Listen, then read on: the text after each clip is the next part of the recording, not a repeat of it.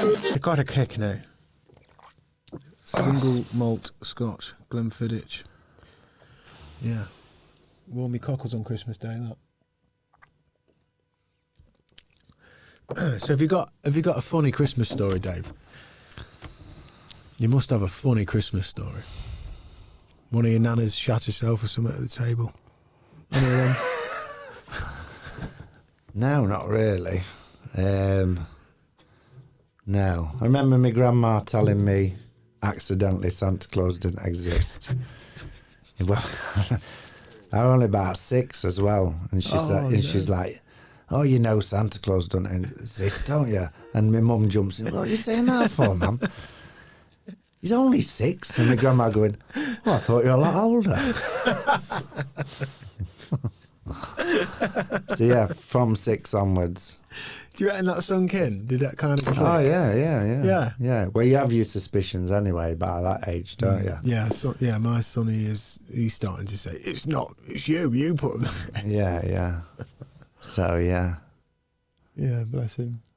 You know, Aidan. What's that? You know Santa's not real, don't you? Yeah, the parents told me last year. Right, yeah. Okay. When did you figure it out, Aidan? How old were you when you were like, hang on a minute, everyone's been lying to me? I don't know, but I remember like staying up all night to catch my parents. And then Did you ever catch them? Yeah, when they caught them, I was too scared to like reveal that I was awake the entire time. I didn't want to ruin it for them. So how did that go the next? When you're down for breakfast on Christmas morning and you know that they don't know that you know. How's that playing out in your mind? Are you thinking, how did you catch them? How did you catch them? I just stayed awake. Oh, okay. I don't know.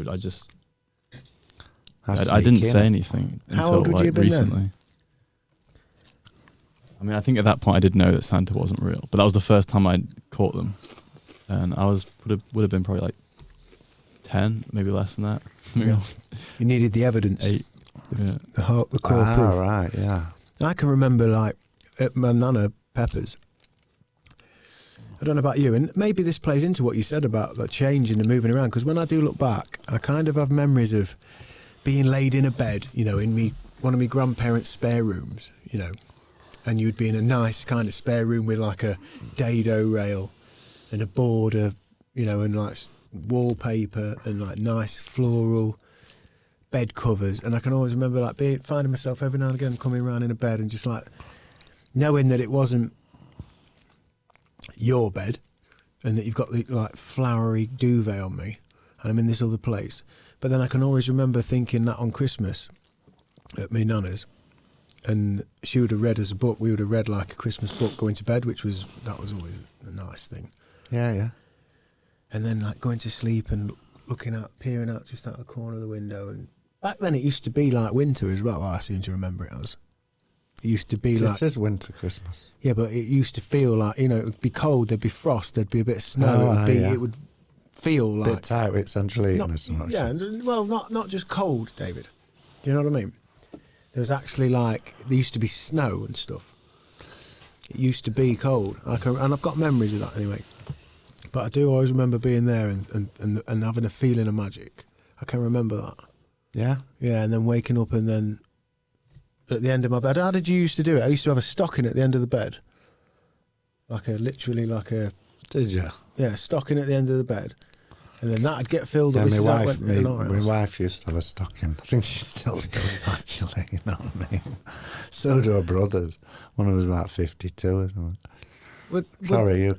Now, how did you do it though? Because everyone does it different, don't they? Or did you? Some people just have presents under the tree. Just a pile of presents in the living room. Right, it, yeah. How about you, Aidan? Yeah, we used to wrap them. We had a stocking and just in a carrier bag. Yeah. Just a couple of carrier bags. Yeah, bin liner. Sorry, Aidan. How did you do it? I think similar to you. Yeah, well, Alec, like my wife and I, with the kids, she did it a bit different. So we were like, right, Christmas, right, we'll do this. She's like, what? I said, no, we put a stocking at the end of the bed, and then in the stocking is like stocking fillers, so just daft little stuff, like an orange and a lump of coal and a...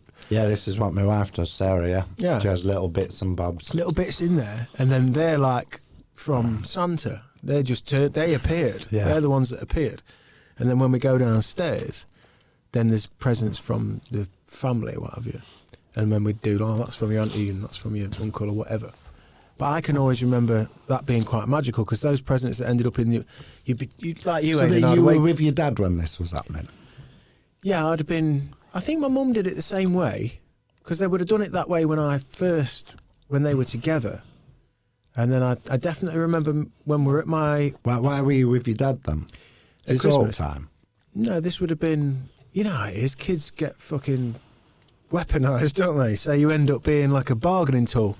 Oh, no, I don't. I'll have him this Christmas. I don't know anything like that. Yeah, I think from what I gather, your parents split up and who was having you at Christmas? And it's like you have him this day to that day, or we'll have him till... And then for some people, if they've got plans or they've got other things going on, it's handy to, have a good Christmas. So I just remember being... But Christmas Day was spent always with your dad? And not always. I've just the memories that I seem to have fondly held are the ones whenever I would have been gone with me. It would have been my dad's Christmas to have us, and we would always go down to his mum. So we would leave here, East Midlands, and go back down south where I was born to his mum. Yeah, and then that's where I'd have Christmas, and they seem to be the fondest memories of Christmas I've got. Okay, which is what I said to you before about my little nun, being there, and just there was a vibe, a family vibe. It felt nice down there. Nice. Mm. Whereas up here, it was never quite. I don't know. It always felt a bit disjointed. But I do have magical memories, and then, like I say, that you wake up in a night and check your stocking. Really, it's like 9:20 or something. You just woke up like 40 minutes after you're gone, and then wake up again. I'll maybe do that a couple of times, and it's empty, and then wake up again, and then fucking hell, it's got loads of stuff in it. That was magic. I loved that. That was magic. So you'd be on your own in room, just opening all your small stuff. I wouldn't be on my own because there's 3 of us. So there'd probably be at least one more, and some maybe even 3 of us. It would be in a room. So when did you used to charge downstairs? Did everybody used to get up and all family there? And we would be up. Presents? It might be probably 4:30 or something by the time and you've got. Yeah, you used to get up early. You remember I'd have like a big tube of Smarties in it. Did all adults used to get up at that time? Did they? I think we got told to get back. Get yourselves too early. Get yourselves back in bed, and you're just back in the room, and you could have the light on, and you'd be eating chocolate coins and playing with a yo-yo. And do you know what I mean? What did you get? I can remember that. That was magic. And then everyone would get up, and then we'd go down, and it would be like, So and what did you used to get? What sort of presents what sort of main present would you be getting? I think I remember getting a mountain bike. And it would have been one of the Christmases at my Nana Betty's because I can remember it. I'd have been about 9 or 10, I think. Maybe a bit younger, 8 or 9, somewhere there. Must have been small. And I remember I really wanted a mountain bike, and there was talk of me getting a mountain bike. And then opened all the presents, everything was great, the whole thing, stocking, downstairs, presents, and I can remember I got a really cool remote control car, like a good one, a Porsche 928, like a good one. It had a real long range on it, it was butch, it was a proper good, and I was over the moon with it, but there was a little bit in me that was just like, I wanted a bike. Right. But I was aware of it, and I never said anything. I was super grateful for what we had and everything. It was amazing. The remote control car was amazing. I've had ones like that where you don't quite get, But then my old man was like, "Oh boy, what's that? I think you can go and take that outside and out the back garden." And then when I got out the back garden, there was this white and green Amel. It was an Amel mountain bike. Right. I think it had 6 gears. It was like not far off green, like a bit of green like this with white. And I was like, that was amazing. And then I remember just getting on it and just riding in the frosty cold, what seemed like a snowy, frosty, cold day on my bike just for hours and hours, big red cheeks and red fingers, and I come back like, you're going to come in now, darling, out. And just staying on the bike. Yeah. I remember that.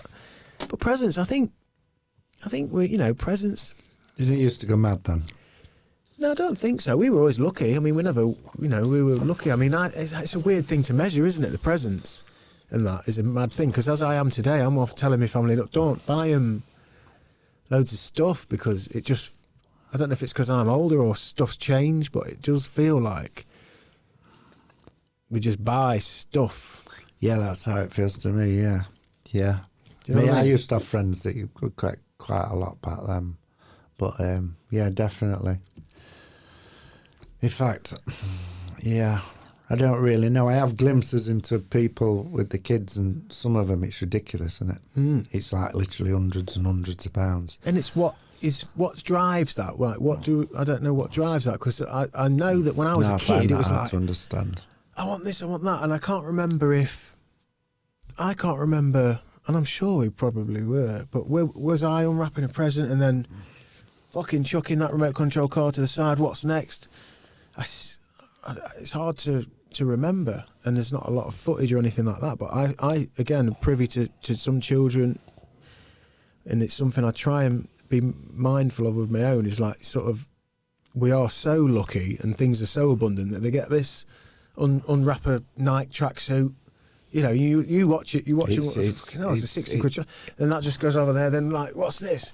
Then rip that open, and it's messing with like the value system in it, and where they sit on how they value things, what their expectations are, and it's totally unnecessary, isn't it? It's basically, you know, when people say it's for the kids, well, when all these relatives are wafting all this money and throwing up, then that's not for the kids, that's for them.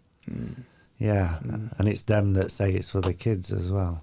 Yeah, it's weird, because it seems like a that's cultural their thing. validation, isn't it? Yeah. That, you know, I've got my hand in my pocket, I've doned out the money, and all connotations that is, whether they think it makes them a good person or whatever it is. But you are messing with that kid and the way they perceive the value of things. Yeah. Yeah. No, you're right. That's probably what I'm wrestling with now. I definitely am more, and also I think everybody's family politics plays into it, doesn't it, as well? It's a bit like you're saying there. You know, you can give yourself a pat on the back because look what I've done, or look what I got, or look what I spent, or whatever. But it does, yeah. And there's probably some guilt in that, where, you know, you want to you.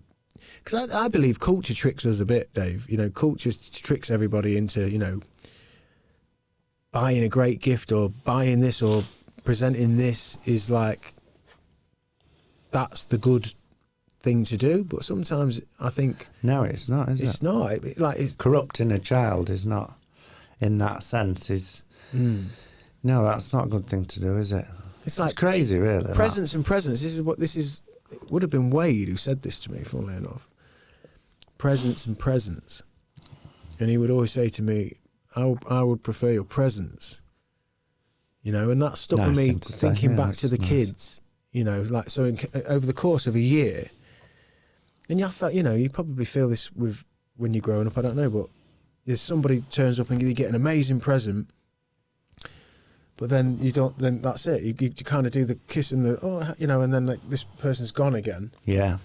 And that's a weird thing. I remember having different relatives, and some would go spoil me a bit, and then others would not do that and explain why. You know, because they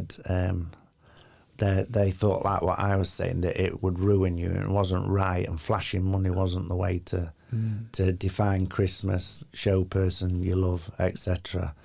And I do remember, in the long run, respecting them more, because my relationship with them, you know, outside Christmas isn't then corrupted by your expectations and maybe getting something, etc. So it's really just you and that person and relationship, you know what I mean? Yeah, I do. That's lovely. And I think that's probably harder and harder to do today with the expectations of culture. Yeah. Because kids are putting adverts on and seeing the whole thing. I mean, you watch... People say to me every year now, have you seen the new, advert? What's the fucking advert that everyone watches, Aidan? What's the fucking advert? They do an advert every year and it's like... Where's it gone? Oh, John Lewis. John Lewis. Have you seen the John Lewis advert? Oh, it's just beautiful. That's fucking I ridiculous, want to live in isn't it? that house with those people and have that Christmas. Yeah. And it works. It really does work. You know, it kind of makes people. And fucking hell, I don't know. I'm at a weird spot because even with my kids now, like making it magical and everything's great, but we're really like we're aware of like just giving them loads of stuff. Probably a bad idea.